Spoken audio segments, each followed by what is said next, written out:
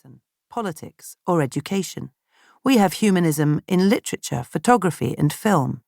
In each case, the individual is kept at the top of the list of concerns, not subordinated to some grander concept or ideal.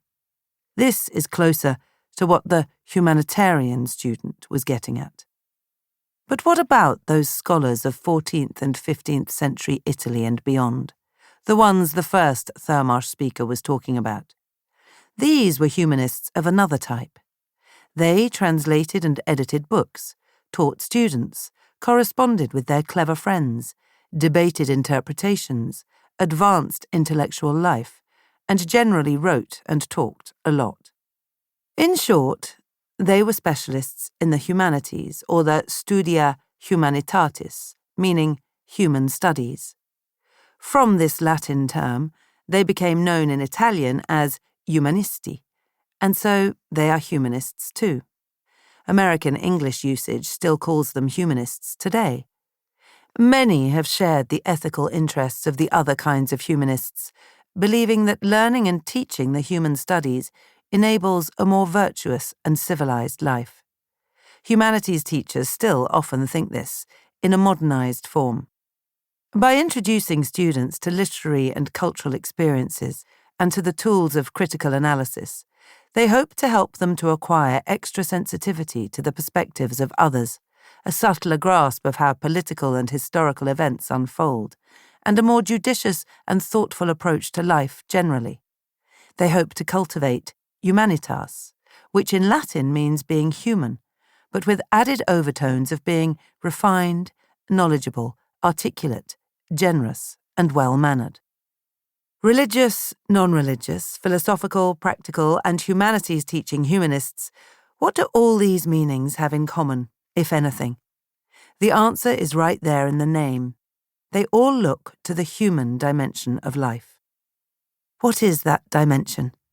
It can be hard to pin down, but it lies somewhere in between the physical realm of matter and whatever purely spiritual or divine realm may be thought to exist. We humans are made of matter, of course, like everything else around us. At the other end of the spectrum, we may, some believe, connect in some way with the numinous realm. At the same time, however, we also occupy a field of reality that is neither entirely physical nor entirely spiritual. This is where we practice culture, thought, morality, ritual, art. Activities that are, mostly though not entirely, distinctive to our species. Here is where we invest much of our time and energy.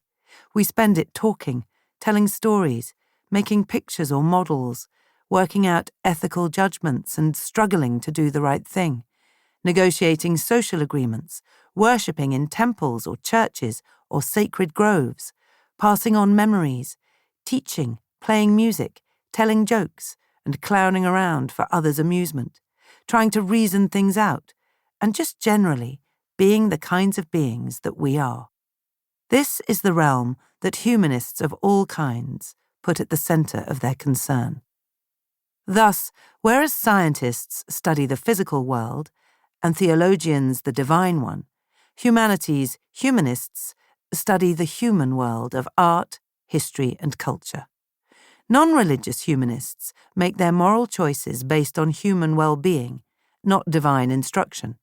Religious humanists focus on human well-being too, but within the context of a faith. Philosophical and other kinds of humanists constantly measure their ideas against the experience of real, living people. The human-centered approach was conveyed in a remark made some 2,500 years ago by the Greek philosopher Protagoras. Man is the measure of all things.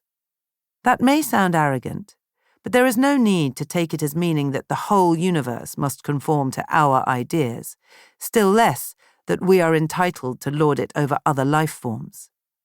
We can read it as saying that, as humans, we experience our reality in a human-shaped way. We know and care about human things. They are important to us, so let's take them seriously. Admittedly, by this definition, almost everything we do can seem a bit humanistic. Other proposed definitions have been even more all-embracing.